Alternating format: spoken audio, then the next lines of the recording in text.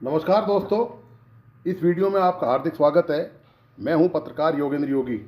दोस्तों, कठपुतली मुख्यमंत्री और जनता की पसंद के मुख्यमंत्री में जो अंतर होता है वह उत्तर प्रदेश के मुख्यमंत्री योगी आदित्यनाथ और राजस्थान के मुख्यमंत्री भजनलाल शर्मा के बीच साफ साफ देखा जा सकता है।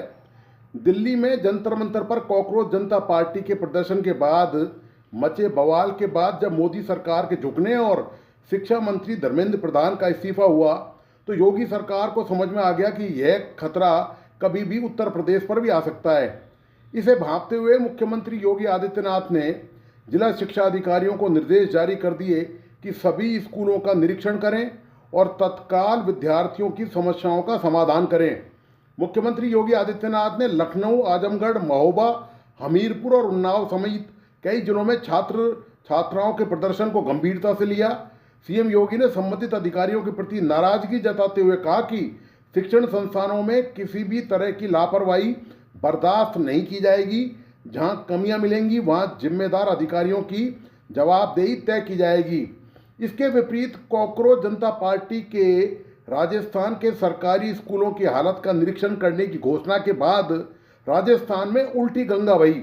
शिक्षा मंत्री मदन दिलावर के निर्देश पर राजस्थान में शिक्षा विभाग ने अपने निकम्मेपन पर पर्दा डालते हुए सभी स्कूलों को निर्देश जारी कर दिए कि बाहर का कोई भी व्यक्ति विद्यार्थियों से बात नहीं कर पाए, स्कूल की इमारतों के अंदर नहीं घुस पाए, कोई भी स्कूलों का फोटो और वीडियो नहीं बना पाए। मामला सिर्फ यहाँ तक ही रहता तब भी ठीक था, पर प्रदेश की भजनलाल सरकार एक कदम आगे निकल गई। कॉकरोच जनता पार्टी के आशुतोष रांका की टीम ने जयपुर के बगरू इलाके में रामपुरा कंवरपुरा गांव में भैंसों के तबेले में चल रहे एक सरकारी स्कूल का हाल जानने की कोशिश की तो ग्रामीणों ने उन पर पथराव कर दिया। उनके साथ मारपीट की गई, उनके कपड़े फाड़ दिए गए, उनकी गाड़ियों के शीशे तोड़ दिए गए। ऐसा नहीं था कि सरकार और जिला प्रशासन को इस बात का अंदाजा नहीं था कि ऐसी कोई घटना घट सकती है। इसके बावजूद एक भी पुलिसकर्मी उनकी सुरक्षा के लिए तैनात नहीं किया गया। आश्चर्य की बात यह है कि स्कूल भैंसों के तबेले में चल रहा है और यही देखने सीजेपी की टीम आई थी। जो चीज़ सबके सामने है उस पर ग्रामीणों को क्या एतराज हो सकता है, बल्कि ग्रामीण तो खुशी होते कि कम से कम स्कूल की खराब हालत के बारे में सबको पता चलेगा तो उसमें कुछ सुधार होगा। इसके विपरीत कॉकरोच कार्यकर्ताओं पर पथराव किया गया। इससे जाहिर है कि यह कार्रवाई किसी राजनीतिक इशारे पर की गई।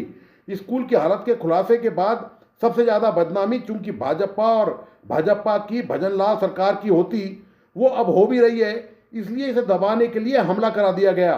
अब कॉकरोच पार्टी के संयोजक अभिजीत दीपके ने भजनलाल सरकार को चेतावनी दी है कि यदि हमले के आरोपियों को गिरफ्तार नहीं किया गया तो बड़ा आंदोलन किया जाएगा।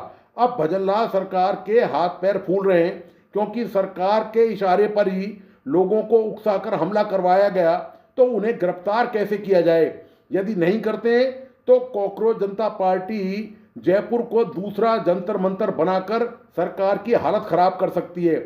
आश्चर्य की बात यह है कि जिस कॉकरोच पार्टी और जैन जी के सामने भाजपा की मोदी सरकार झुक गई, दिल्ली में हुए लाठीचार्ज और पैलेट गन से फायरिंग के बाद खुद प्रधानमंत्री नरेंद्र मोदी ने 2 बार सोशल मीडिया पर वीडियो डालकर बड़ा भावुक सा संदेश देश के युवाओं के नाम पर दिया।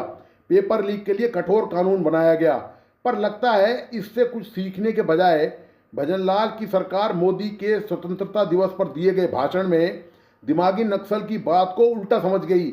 यह मान गई कि जो कॉकरोच पार्टी के लोग जयपुर में स्कूल का हाल जानने के लिए आ रहे हैं वे दिमागी नक्सल हैं और पीएम मोदी ने इशारा कर ही दिया है तो इन्हें अच्छा सबक सिखाया जाए। बस बात के अर्थ का अनर्थ करके भजनलाल की सरकार अब फंस गई है। भजनलाल सरकार यह भूल गई कि जब जैन जी के आगे मोदी सरकार ही बेबस साबित हुई तब क्या मुर्गी और क्या उसका शोरबा। यही हालत भजनलाल सरकार की है। यह भी मानकर चलिए कि यदि जयपुर में ज़्यादा कुछ बड़ा बवाल होता है तो मोदी और भाजपा अपनी जान छुड़ाने के लिए या तो मुख्यमंत्री या शिक्षा मंत्री मदन दिलावर की बलि लिए बगैर नहीं मानेंगे। वैसे भी आप जानते ही हैं कि भजनलाल सरकार को कैसे मुख्यमंत्री बनाया गया है। खैर, शिक्षा मंत्री दिलावर की तो बिसात ही क्या है। मोदी और भाजपा को पता है कि पहले ही देश में काफ़ी बवाल हो चुका है। कुछ सालों पहले तक सोशल मीडिया पर किसी की हिम्मत नहीं होती थी कि मोदी के खिलाफ कोई बोल सके और लिख सके। अब वहीं इनके कार्टूनों और व्यंगों और लेखों और रील्स की बाढ़ आई हुई है। राजस्थान के भजनलाल सरकार कॉकरोच पार्टी को स्कूलों से दूर रखने के प्रयासों के दौरान यह भूल गई कि राजस्थान हाई कोर्ट ने सरकारी स्कूलों की हालत को पहले ही उजागर कर दिया था। तो फिर कॉकरोच पार्टी से छिपाने के लिए बचा ही क्या रह गया। राजस्थान हाई कोर्ट ने सरकारी जर्जर स्कूल भवनों और टॉयलेट सहित अन्य मूलभूत सुविधाएं नहीं होने से जुड़े मामले में सरकार के रवैये पर नाराजगी जताई थी। कोर्ट ने कहा कि कितने अफसरों को बदलोगे या निलंबित करोगे, इससे कुछ नहीं बदलेगा। मति भ्रम की शिकार भजनलाल सरकार चलो अपनी केंद्र की मोदी और सहोदर योगी सरकार से युवाओं के मामले में कुछ नहीं सीख पाई, तो कम से कम अपने मातृ संगठन राष्ट्रीय स्वयंसेवक संघ से ही कुछ सीख लेती। अगस्त 2026 में मुंबई में एक कार्यक्रम के दौरान आरएसएस प्रमुख मोहन भागवत ने कहा था, जैन जी युवा ईमानदार है, उनके मुद्दे वास्तविक हैं और विरोध प्रदर्शन करना उनका अधिकार है तथा उन्हें राष्ट्रविरोधी नहीं कहा जाना चाहिए। यहाँ भी यदि भजनलाल सरकार के सीखने समझने में कोई कोर कसर रह गई तो आरएसएस के ही सह सरकार्यवाह सीआर मुकुंदा के बयान से ही कुछ सीख लेती। आरएसएस की बैठक में सबसे अहम मुद्दा रहा पेपर लीक और छात्रों के प्रदर्शन का। बैठक में यह बात निकल कर आई कि पेपर लीक की वजह से जंतर मंतर पर युवाओं का प्रदर्शन सिस्टम की नाकामी की वजह से हुआ। संघ का मानना है कि सिर्फ डिस्ट्रप्शन यानी बाधा से काम नहीं बनेगा, बल्कि सुधार की कोशिश पर जोर देना होगा। मतलब भागवत और मुकुंदा ने सिस्टम को ठीक करने पर जोर दिया। इसके विपरीत भजनलाल सरकार सिस्टम को सुधारने वालों को ही ठीक करने पर तुल गई। कॉकरोच पार्टी के लोगों को कथित ग्रामीणों से पिटवा दिया, उनके कपड़े फड़वा दिए, उनकी गाड़ियां तोड़वा दी। लगता यही है कि भजनलाल सरकार ने मोदी, योगी, भागवत और मुकुंदा की सलाह का उल्टा अर्थ निकाल कर खतरे को खुद आगे बढ़कर दावत दी है। तुलसीदास जी ने कहा है कि जाको प्रभु दारुण दुख देई ताकि मति पहले हर लेई, और कुर्सी से जाने से बड़ा तो कोई दुख हो ही नहीं सकता। अब देखना यही है कि कुर्सी बचती है या नाक बचती है। तो दोस्तों, आपको आज का ये विश्लेषण कैसा लगा, प्लीज़ अपने लाइक एंड कमेंट के साथ बताइए। इस वीडियो को अपने दोस्त और परिजनों को ज़रूर शेयर करें। मेरा तमाम दोस्तों से अनुरोध है कि प्लीज़ इस यूट्यूब चैनल को लाइक करें, सब्सक्राइब जरूर करें एवं बेल आइकॉन का बटन दबाइए। धन्यवाद, नमस्कार।